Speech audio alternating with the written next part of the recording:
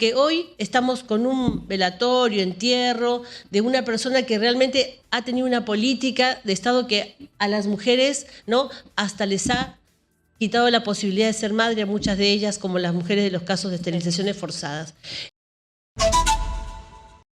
Estamos en Exitosa, la voz que integra el Perú, 95.5 de la FM en Lima, canal 34, Movistar. Soy Nicolás Lúcar, esto es Hablemos Claro. Y deberíamos estar felices, como ya se resolvió en el Perú la discriminación contra la mujer, ya no necesitamos pues Ministerio de la Mujer, ya se arreglaron todos los problemas con las mujeres. Y yo no sé si están de acuerdo con esto Nelly Salas, que es representante del colectivo Songo Warmi de Cusco, y está también con nosotros Fedra Rodríguez, ella es de Tacna, de la Mesa Multisectorial. Bienvenidas. Muchas gracias, Nicolás. Perdón, Nicolás, ahora me un poco nerviosa.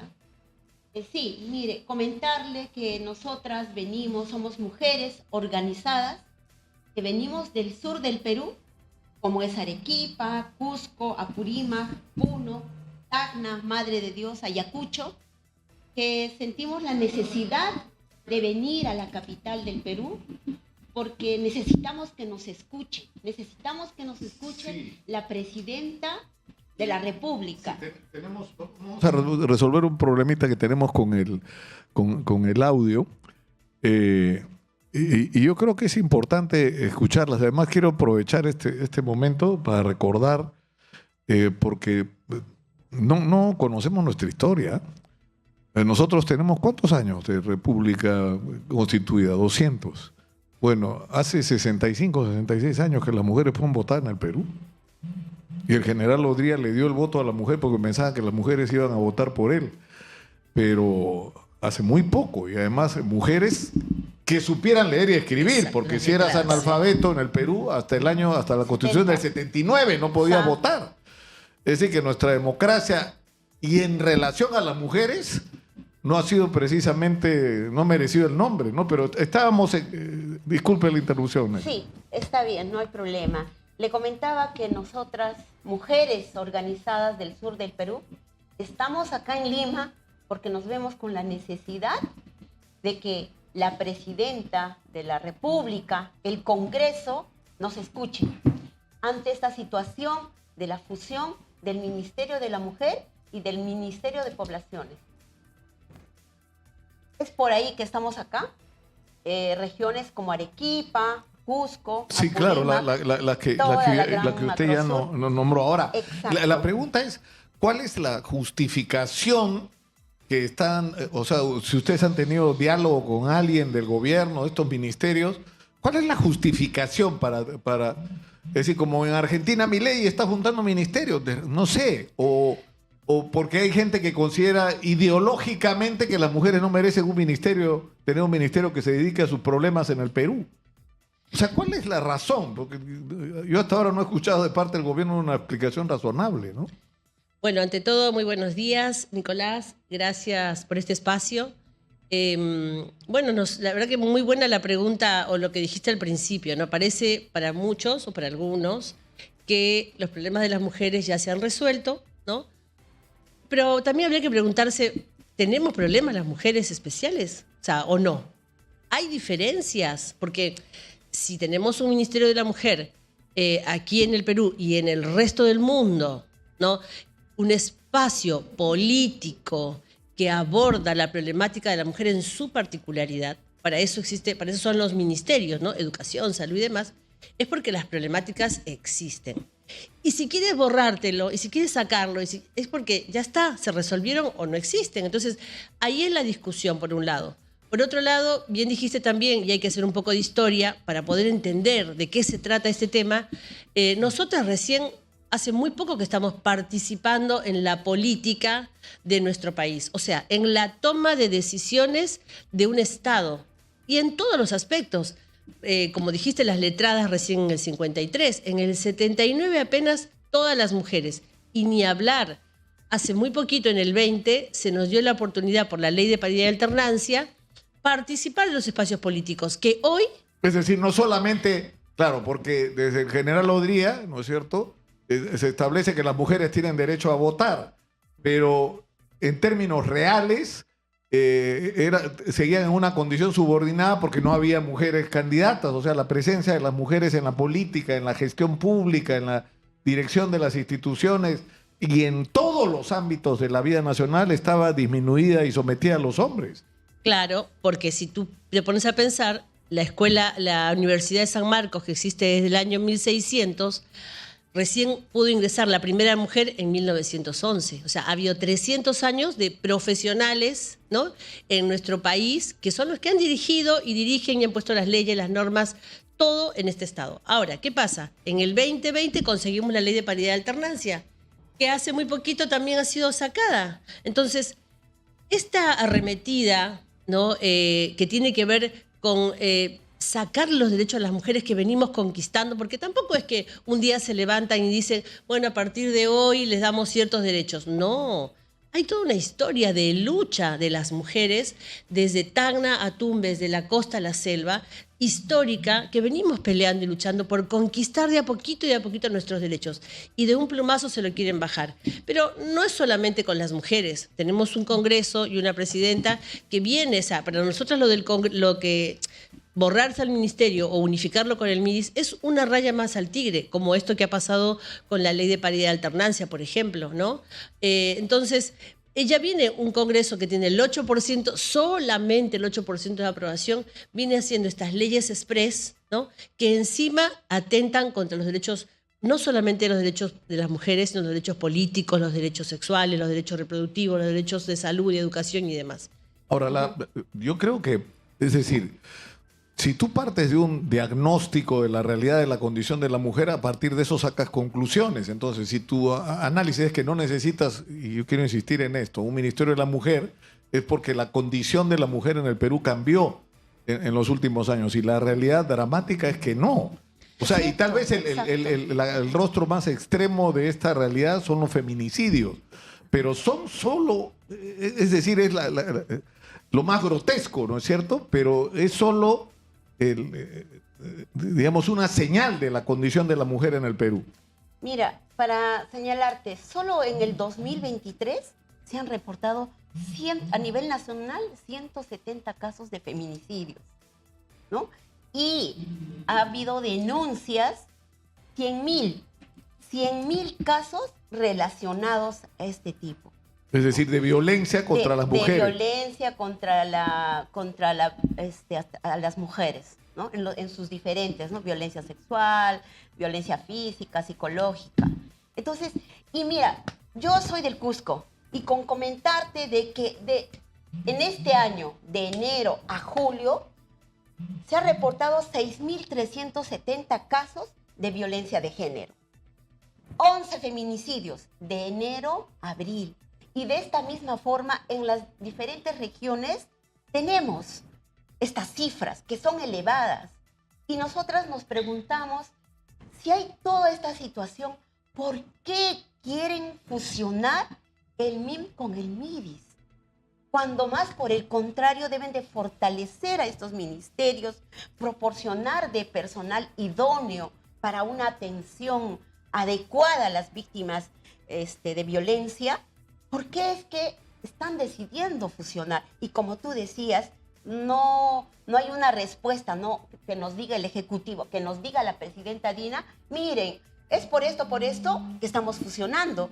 Porque cuando nos ponemos a analizar, no encontramos lógica para esta fusión, ¿no? Más tal vez en un tema político. No, incluso ideológico, ¿no? Porque hay sectores conservadores de la política de la derecha que no solo son de la derecha.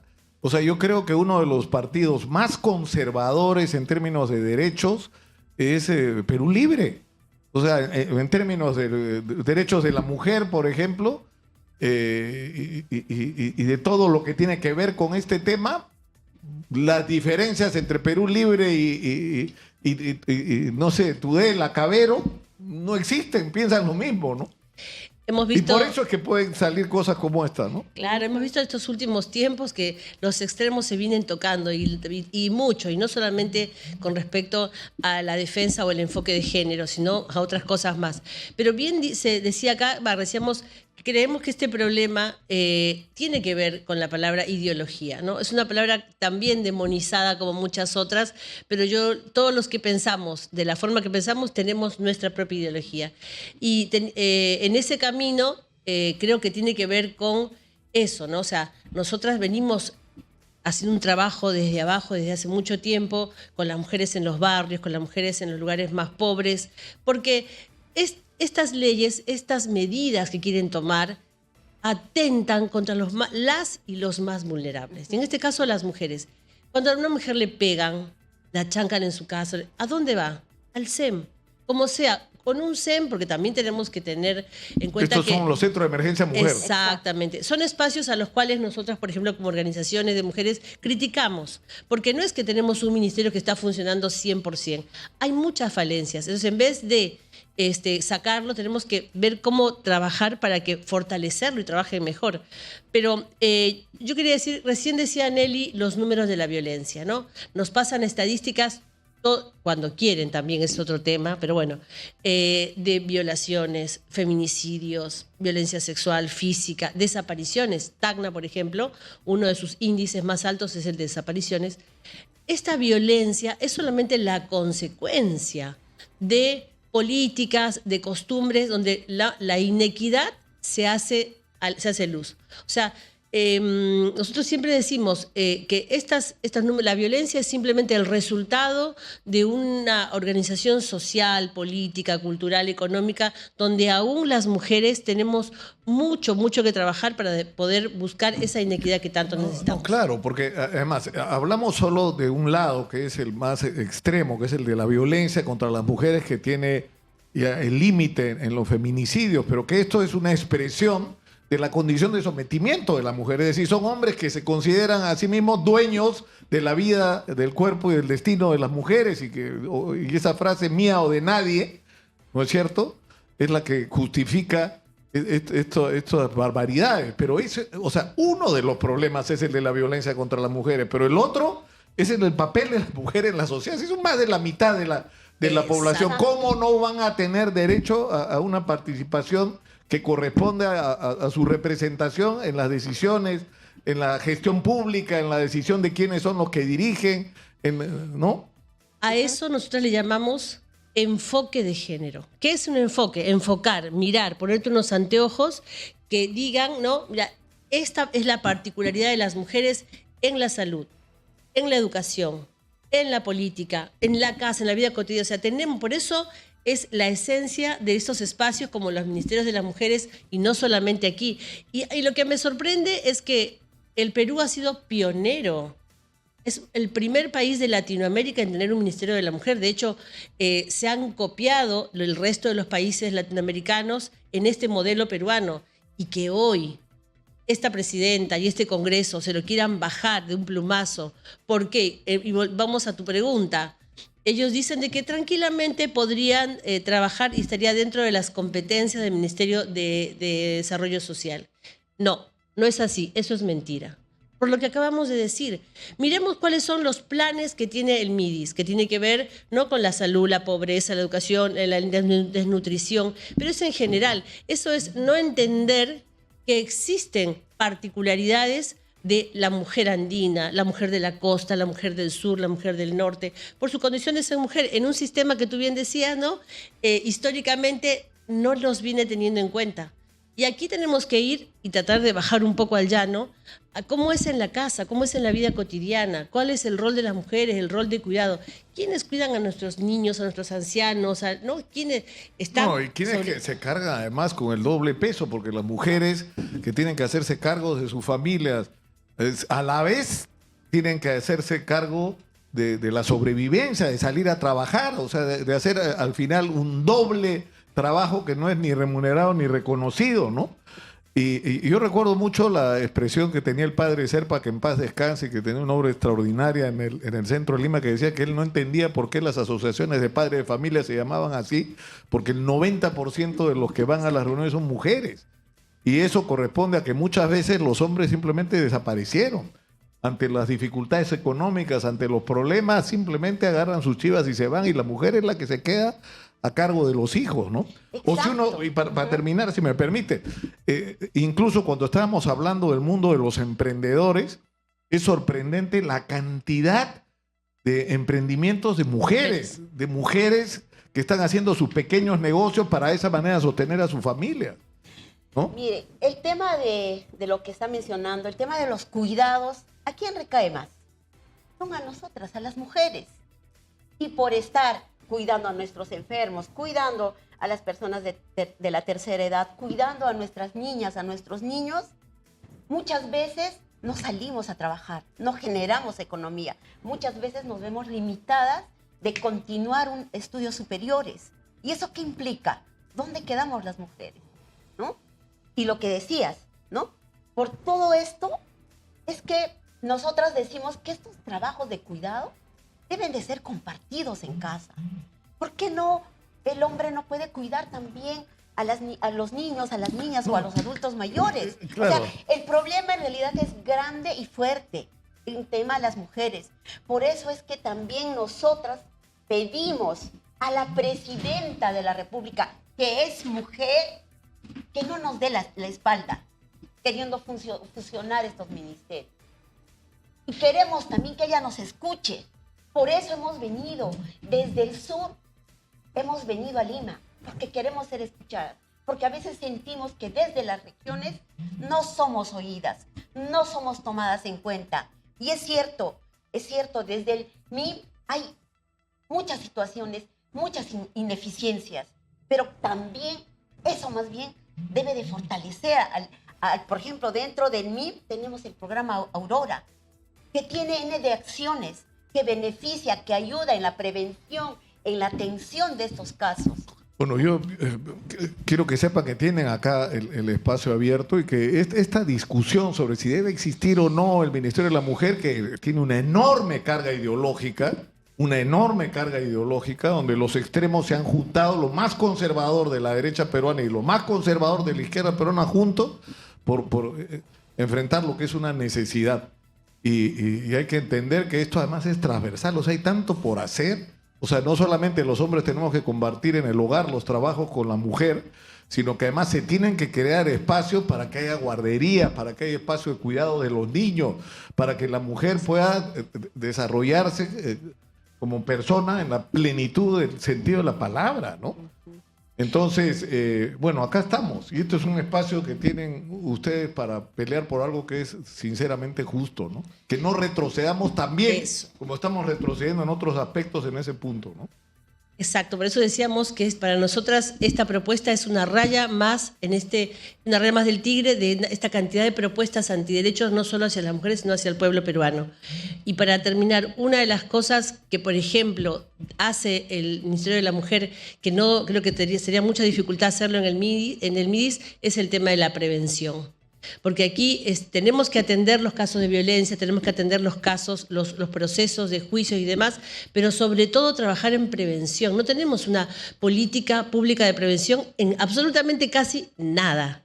Y es obligatorio, necesario y urgente trabajar en prevención primaria de las mujeres. Y por último, esta lucha no es solamente de nosotras, las mujeres activistas, las mujeres feministas, no. Esta lucha tiene una cantidad de usuarias y usuarios dentro de esos ministerios y tampoco este tema está en la agenda. Por eso les agradecemos a este espacio que nos hayan dado el lugar, porque hoy estamos con un velatorio, entierro de una persona que realmente ha tenido una política de Estado que a las mujeres, ¿no?, hasta les ha quitado la posibilidad de ser madre a muchas de ellas, como las mujeres de los casos de esterilizaciones forzadas.